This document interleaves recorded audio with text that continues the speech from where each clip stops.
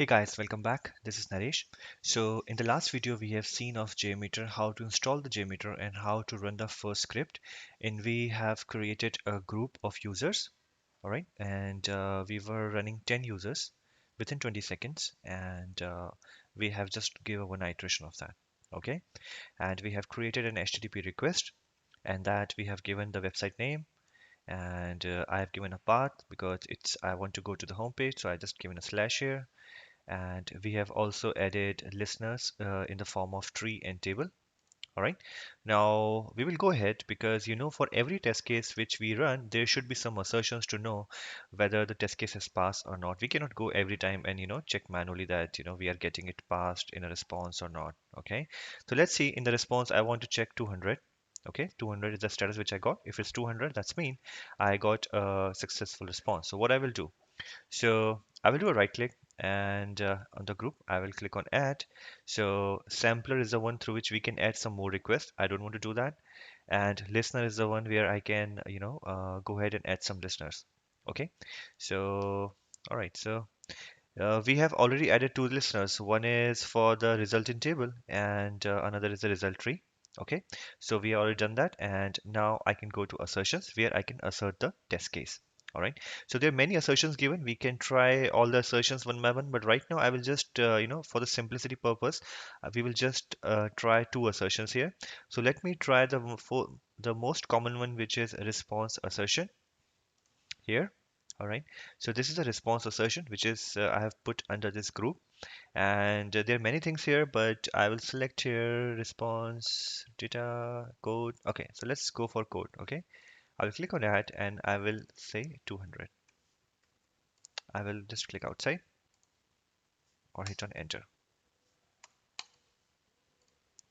Okay, so there's a one response assertion which is there, and I want my this test case will check that if the response which I'm getting has 200 response code or not, status code or not. Okay, so I will go here. I'll first delete all the results from here, then I will just run it. And okay, let me see what is giving us. Okay, all right, so I don't want result to be stored in file right now. Let me just remove everything from here. Okay, let me remove everything and just run it again. And let's see in table. So if you see that we are getting the status as pass, it is passing everything. There's no issue with this. Even the tree also, it is passing everything. Okay. So I'm getting 200. Okay. No issues with that. All right. So 10 iterations, 10 users will logged in. So, okay. So it's over now at the top right hand side.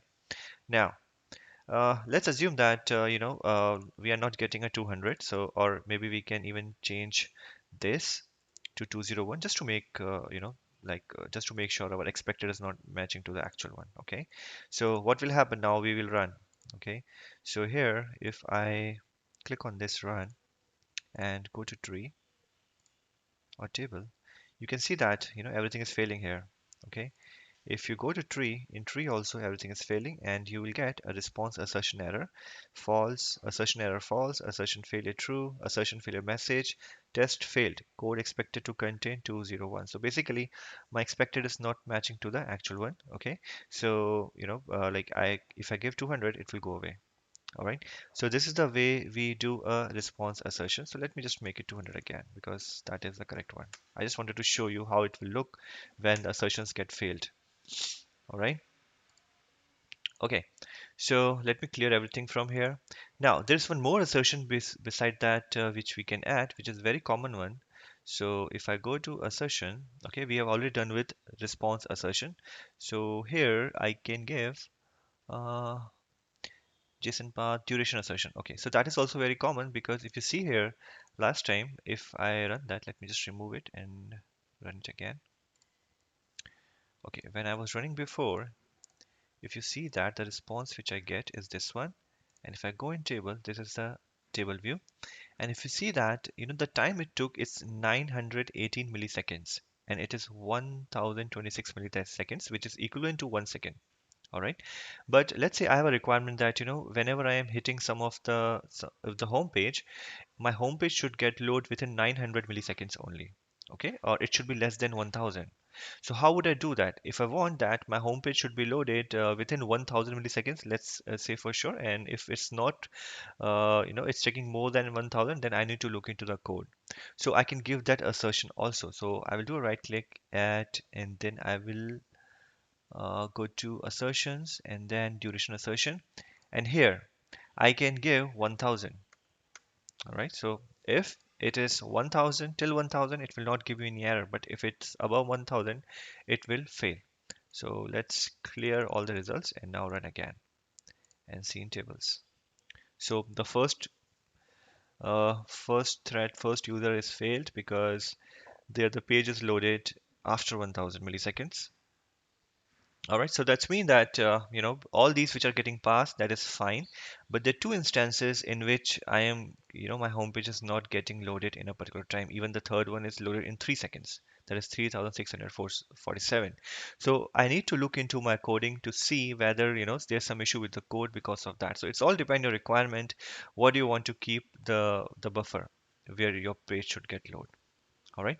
So this is the simplest way we can use assertions. There are many more assertions here. If you see here, if you go to assertions, there are many more like JSON, XPath assertion. When we are testing the APIs, we can use all those things.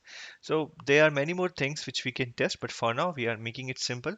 In the next video, we will look into some more features of JMeter. All right. Thank you for watching.